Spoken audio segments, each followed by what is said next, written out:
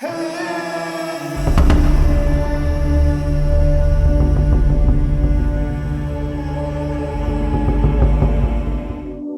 are called Ashtar, but we will say that we are as much a future and also a past manifestation of the channel. Indeed, we are like a future self or a past self, and we play with it like this because our job is, well, we will describe our job as a tour guide, you might say. We are a tour guide within the Great Pyramid at this stage, and we will be a tour guide in other locations as well. But there is great familiarity with the purposes and uses, in this case, of the Great Pyramid and other facilities such as this. And we will discuss how they were used and how they still yet might be used. And it is that many go there in these modern times, most of which have no understanding of its uses and functions and powers. And this being that is the pyramid has an intelligence. It has a divine intelligence to it. It is not just an engineered project or a scientific portal. It is an intelligent being that is constructed in such a way from other divine beings. And therefore, when one enters this pyramid, one has experiences that are unique to oneself as a soul. Therefore, it is not to say that it is the same experience for every being. It is a design, it is an intelligence that is far beyond the comprehension of even those who speak with some level of intelligence about its possible functions and features.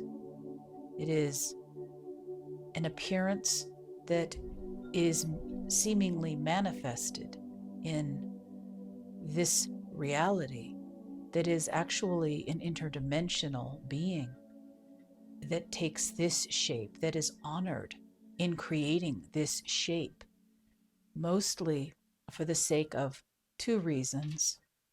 One is that in this reality of what has been this reality, what one has been called the third dimensional material reality, a body is required. And there are beings who you understand to be planets and stars, for example. And then even when you move out to a galaxy level, every increase in these beings is another being. So for example, the Earth being and the Mars being and the Venus being, and then there is the Sun being, and the Sun being is the most exalted of all the beings in this galaxy.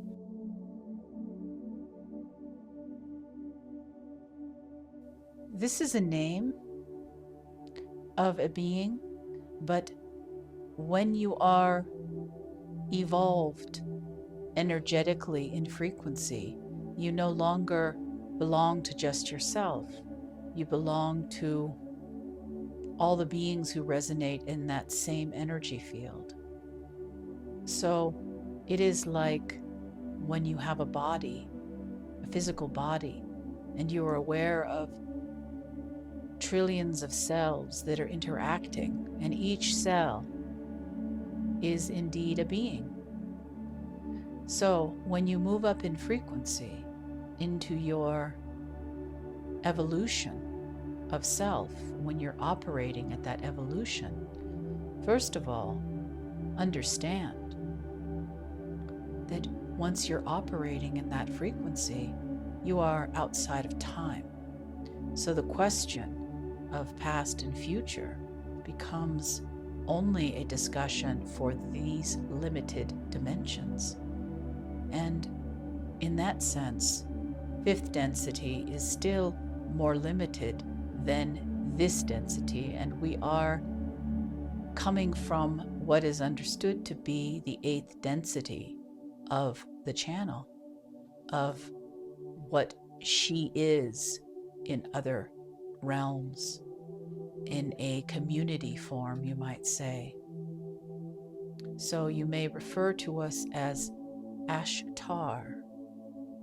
And we would also add that this frequency of name is something that has been identified before, earlier in the metaphysical discussions in the years gone by. And it was identified as an extraterrestrial ship with beings upon it, and there was a captain, and they said Ashtar. But this is not this idea. That is a more basic kindergarten explanation for the beings of the time that understood something about it was not on this planet and it was not in this frequency. So what we are saying is that there is a frequency that is Ashtar, and that frequency holds very specific types of information. And this is true for many different frequencies. And once you move into such a frequency as the 8 frequency, you begin to access completely different realms of existence, even upon this planet. And we are here in part to explain how it can be that time on this planet is so very difficult to track. For many people have many ideas about what has happened over time in these ideas of Lemuria and Atlantis, and there were other civilizations that don't have the same glorious history in the minds of many of the more spiritually aware humanity. So let us begin, let us continue with where we were speaking about the nature of the being that is the Great Pyramid, and the nature of the being that is every cosmos, because there is not one that does not exist without the other. So therefore, when you have the planet Gaia, the planet Earth, who has a spirit, and then she is connected to all the other beings who are in this solar system. And as we said, the sun is the greatest spirit being in this solar system, operating and communicating with all the immediate spirit planets that are cycling about her. And then there are other beings who have different forms, who have different tasks, who are asteroids and various things that you understand in astrology to have now purpose where before they were unidentified. So with each manifestation that comes into this realm of view of consciousness, it is affecting the overall consciousness of every being on this planet and the planet itself, this Gaia spirit. Now, so that we don't have our lens too wide, let us discuss the Great Pyramid as one example of a being who is here to serve on this planet, and understand the divine beings who understood that to place such a monument on the face of the Great Spirit of Gaia was purposeful. There was nothing out of place with it. It was also to create a connection between Gaia herself and all of the other stars and planets and galaxies out in the realms beyond her, because she has her own unique expression of evolution. And so when these sacred monuments were placed upon her being, it is in perfect harmony with what is supportive for her evolution as well. So there is nothing that was done there that was in any way disruptive to the planet or the humans or beings upon this planet. It was all in order to create a harmonious sonic wave throughout and across the planet. It was to create points of organization so that the planet Gaia may evolve along with humanity. It is a rather complex.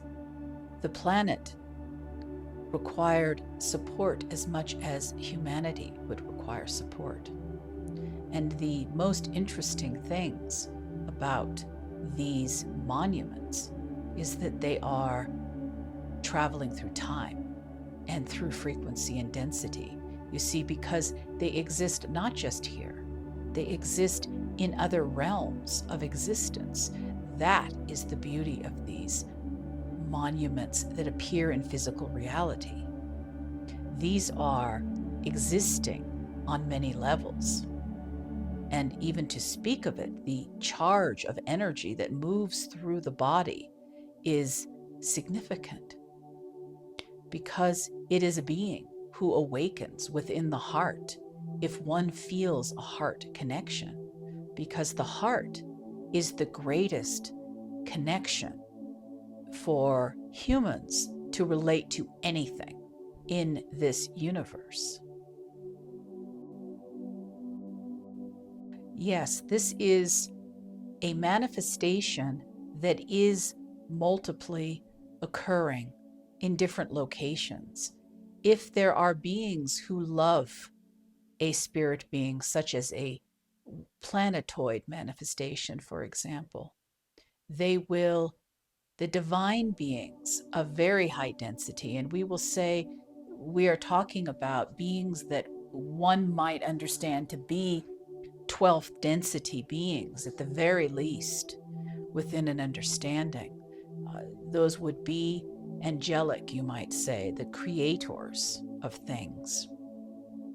They are in perfect harmony with all of the cosmos and all of the universe.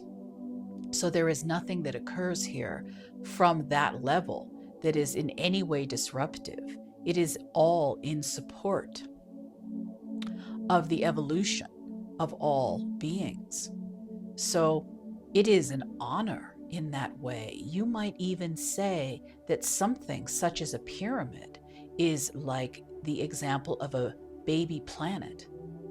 And it is important to understand for many that a planet, something that has become a planet, is actually an extremely evolved consciousness that is manifesting thusly.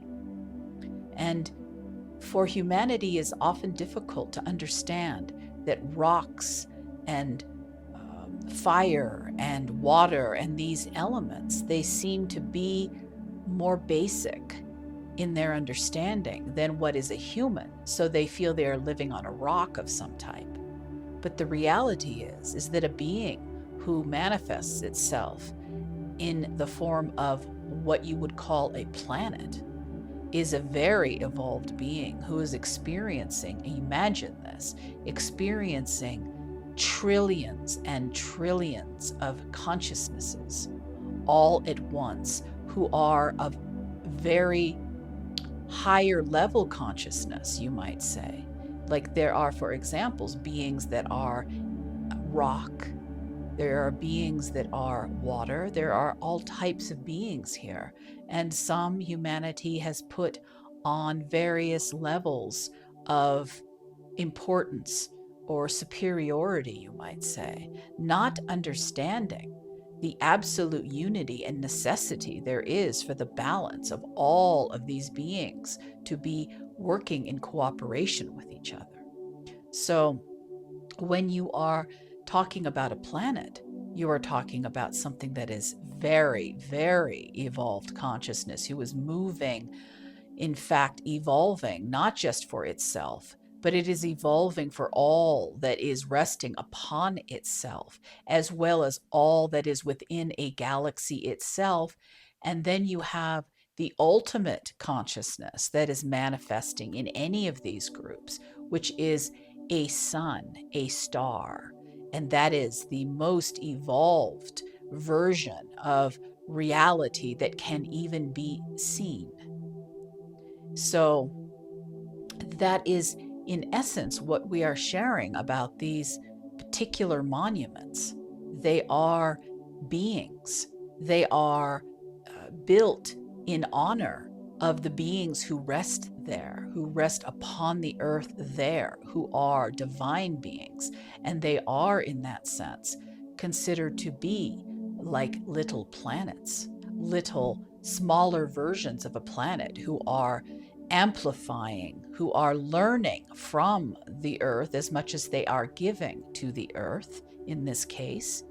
And they are, in that way, if you could stand inside of a great angelic presence and experience life through an angelic presence in that way, that is the best example of what it is to move within these sacred places.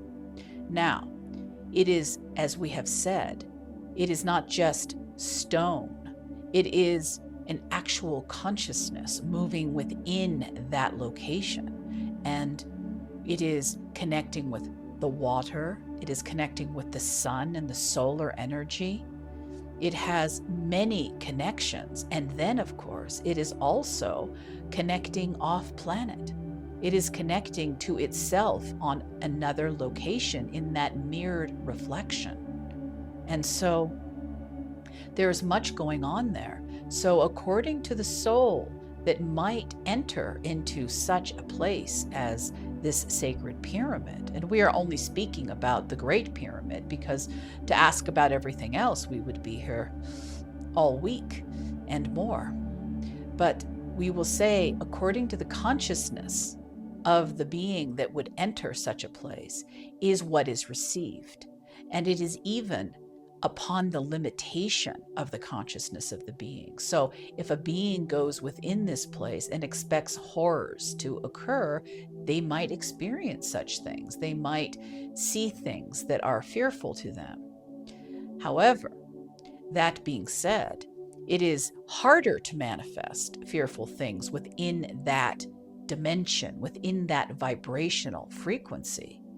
But humans are very creative that way. So they could see, for example, an angel present and they could be terrified. So it is all what can resonate in your frequency.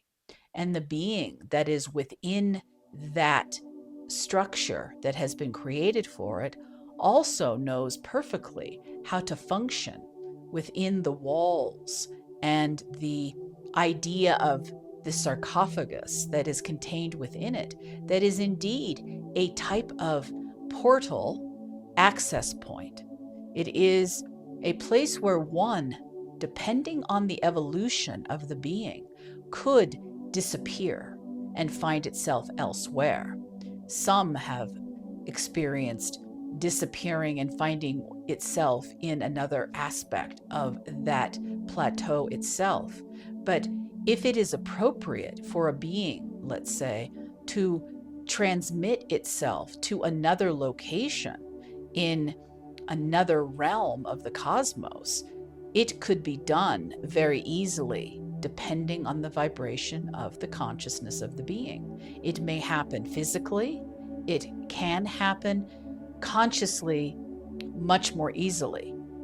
It is a portal, and consciousness is not necessarily physical. Consciousness is connected to physicality at times, but consciousness itself is free to move about.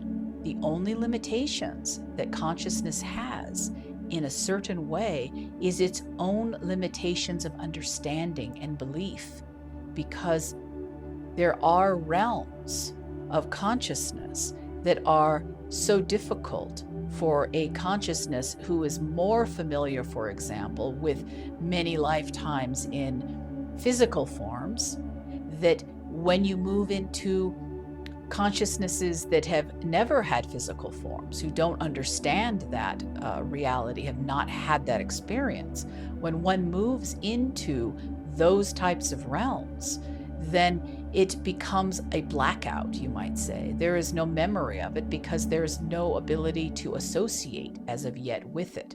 So while consciousness is infinite, you might say, it's eternal also, it also has particular flavors and nuances of where it can resonate best and where it may actually be able to learn and retain information.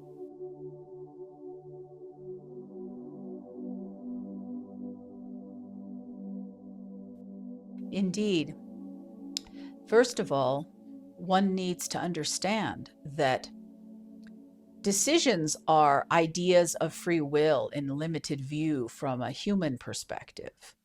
It is when you are existing in a frequency that is beyond this idea of choice. It is more like you are in flow, like a river with the divine. And you find yourself that, let us give an example of this story idea, that you are a being, you are a great being whose vibration is very pure and very expansive. And we give the example of an angel because that is the closest resonant idea that could fit into the reality we are describing. When you find yourself in perfect harmony with the whole universe, and in that sense, with the creator of all things, you are drawn automatically to a location and to a situation that is of service to not only others or to the whole, but it includes yourself because it is a perfect, harmonious experience. And that truly is the most pure definition of what one would say about enlightenment itself. This idea where people have experiences that they touch ever so lightly in their human form on pure truth, pure connection, pure oneness, pure being. And they feel they cannot go further. This is exactly perfect balance, exactly perfect harmony. And yet, it is still the smallest percentage of humanity and individuality and individuation is still present. Yet, to that being experiencing human enlightenment, they feel they are as far as they can go. And yet that small seeming percentage of individuality that's still existing, in order to function within this realm and this reality at all, is enough to keep one from further experience, which there is many, many layers of profound experience that are available to all consciousness. So what we are describing here is, it is not so much a decision, in essence, to anchor here and then have a pyramid constructed, etc.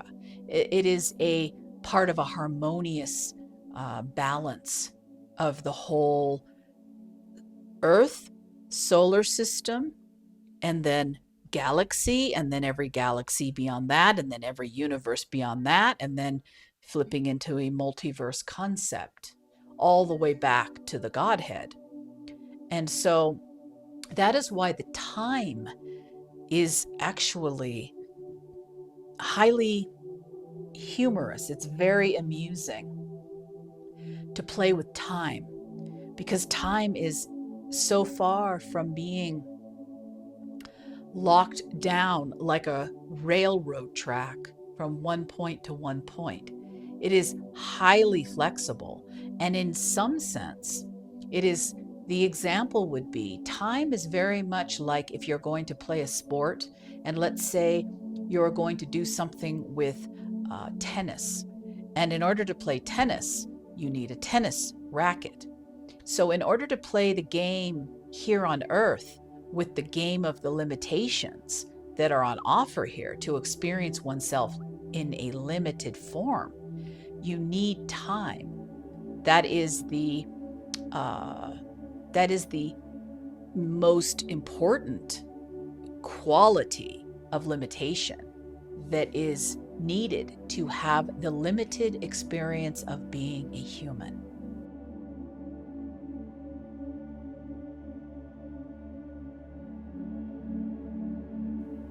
Very much so. And it is very interesting to imagine that did this arise from the higher frequency of the earth itself, like an enlightened moment, an awakened moment on the earth? And in that awakened moment, did it indeed invite in a mirroring, high vibrational fusion to manifest itself here and to exist here?